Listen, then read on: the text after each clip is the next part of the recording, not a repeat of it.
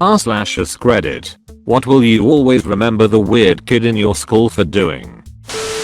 One kid jacked off right next to me when I was at lunch. I was sitting with some friends on a set of bleachers. He was just closing his eyes and lying down. He closed his eyes and started breathing. Didn't even notice his hands in his pants. A teacher ran up a few minutes later and started yelling, "Stop touching yourself." Bet he finished. I remember him making a wide variety of animal sounds. His favorite animal impression was a frog. He made the noises and he hopped around. He's an electrical engineer now. Ah yes, the electrical engineers. They are generally a strange bunch. She insisted that she was part cat. On any assignment that had any room for creativity, or even if they didn't, TBH, she would insert cats into it. One time in the middle of class, she threw herself on the floor and rolled around purring, absolutely refusing to get up. Should have gave her the spray bottle treatment. 11th grade, we were doing a science test. Kid wanted to play Minecraft on his laptop and the teacher told him no. She took it away. He stood up, about 5 feet 10, 170 pounds, and slapped her so hard she fell and started crying. He had done many other things, but that was the last straw for the whole district. She say stop playing Minecraft. I stop her breathe. Thanked me for being kind to him in chemistry, then saying he will spare me when he shoots up the school. No, he never did. But that psycho is in the Navy now. Why do all the weirdos go into the Navy? Edit. The reason I originally made that comment is because I dated 2 different guys who were in the Navy, and thank God the relationships didn't work out because they both got married and molested their children. They were both seemingly normal, well-liked guys. I'll never understand it. I remember there was a kid at my high school who swore he couldn't feel pain.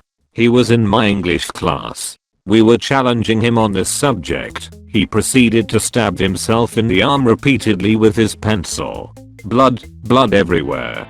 Kid didn't even flinch though.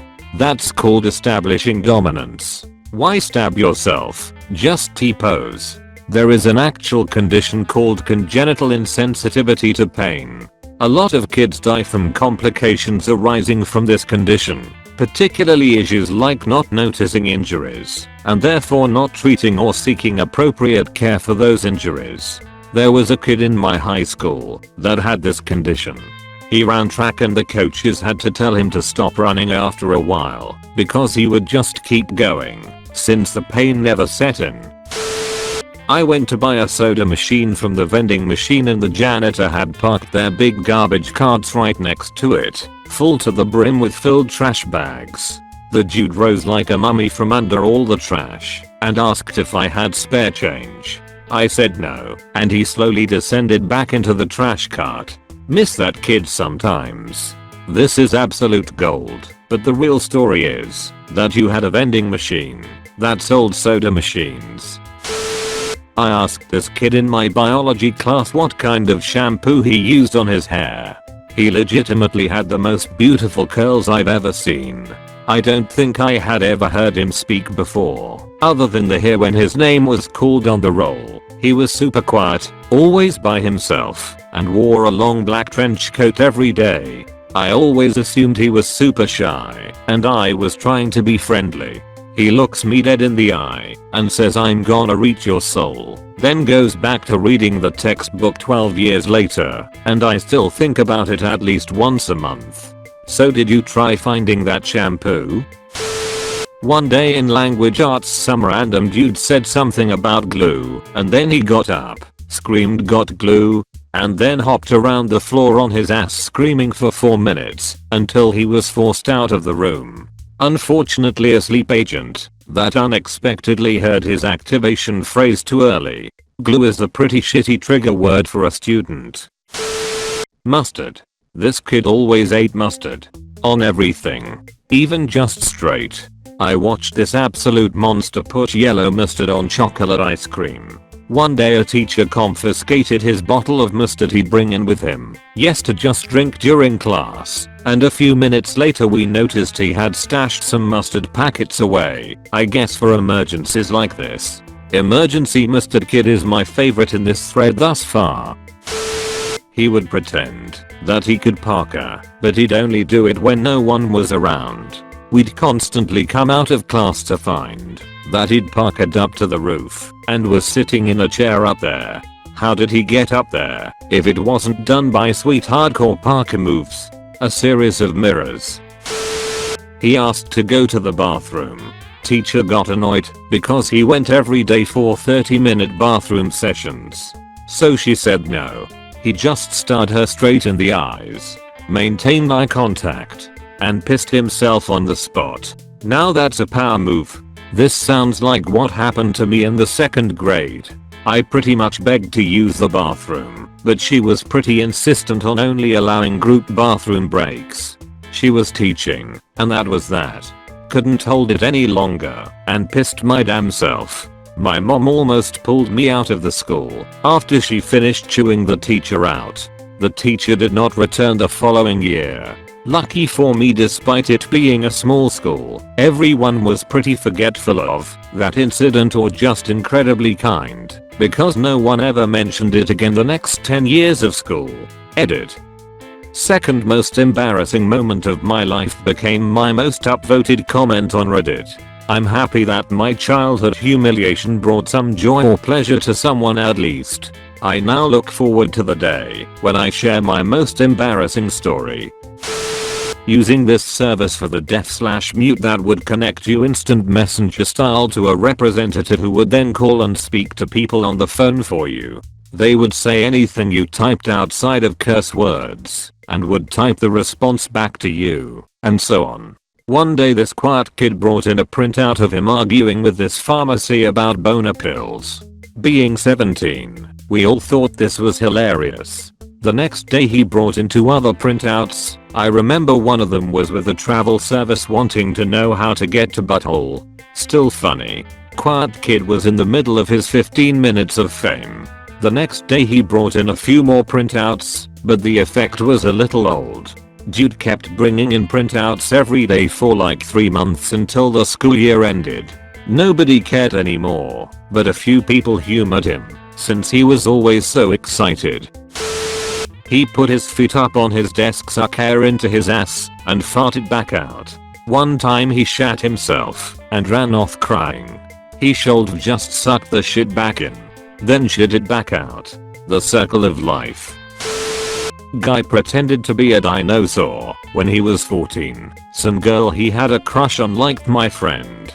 So being the powerful alpha male dinosaur he is, he engaged in mortal combat with my friend on the way home, which really only included him biting my friend on the shoulder, my friend beating him up, and then eventually my friend being suspended for violent conduct and Dinosaur Boy getting off with a little telling off. It didn't end there though. One time he heard someone on the Weather Channel say it's windy outside today, make sure you don't get blown away. So our protagonist, the former Dinosaur Boy, raided his dad's tool cupboard and filled his pockets with anything metal and heavy.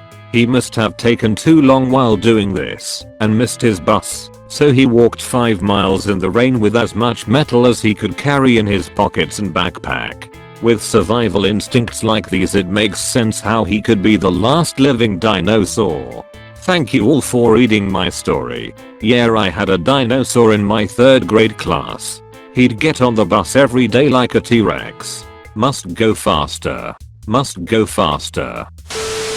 Getting on the table in the middle of Spanish class and start singing the USSR national anthem with his fist in the air. Edit. For some context, I wasn't in the class at the time, but tons of people were talking about it and recorded it. Every school had its commies. We had a malnourished commie kid at our high school. This guy must have weighed 70 pounds maximum and was around 5 tall after puberty. He would threaten other people with a butterfly knife and was eventually expelled for stabbing someone in the leg. We had this really odd girl who wouldn't talk to anybody but would instead hiss at them if they got too close to her. On one occasion, she was standing behind me in the lunch line and grabbed my butt. It wasn't like a quick grope or slap, she full blown latched on. The situation was really awkward because I didn't want her to touch me, especially my butt. But I also knew there's something not quite right with her and I don't want to cause a scene. So I just quietly tried scooting away from her, only for her to scoot with me while still clamped onto my ass. Haha, she eventually let go, and that was that. That was the only interaction I had with her besides the occasional hissing if I passed her in the hallway. Was she a goose by chance? I was walking outside the other day and I got hissed at by a goose. Hissed back. Showed him who's boss. Now the geese give me a wide berth. I figure they think I'm a really big goose. She was flighty and definitely in her own world. She'd talk to us or eat lunch with us sometimes, but wouldn't really try to be friends. Spend most of her time by herself, watching videos on her phone. Sometimes even ignoring us. As far as I know, nobody was outright mean to her, but it was obvious that nobody was friends with her either.